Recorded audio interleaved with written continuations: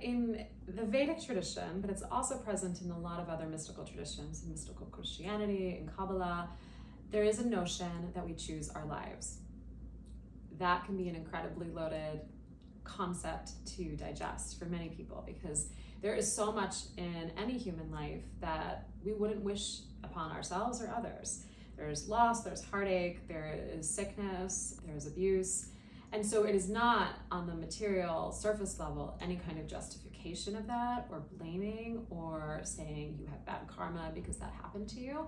But it's a way of acknowledging that sometimes difficult circumstances are the only way in through which our soul, or jiva as they call it in the Vedic tradition, can learn or digest or absorb a given lesson.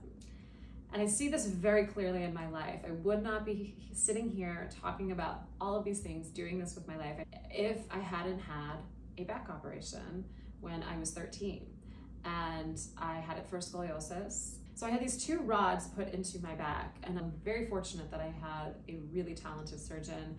But that said, there were a lot of compensations that happened from having a major back surgery.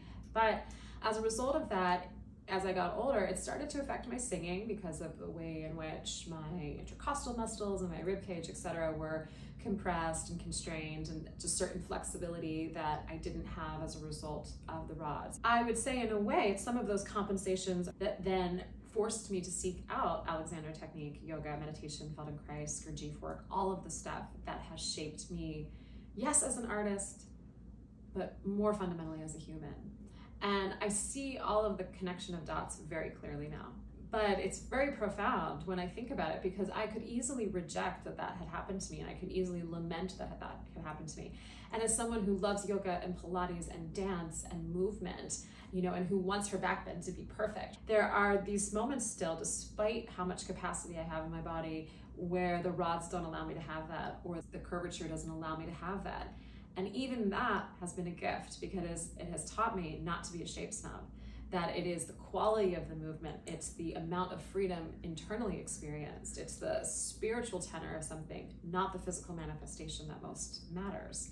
And from all of that, I sit here today. And in a way, the genesis of that is choosing a life where I had to have a back surgery. It certainly created certain obstacles and difficulties and pains in my life, but it has also borne me, in a certain sense, my life's work of integrating art, spirituality, and somatics.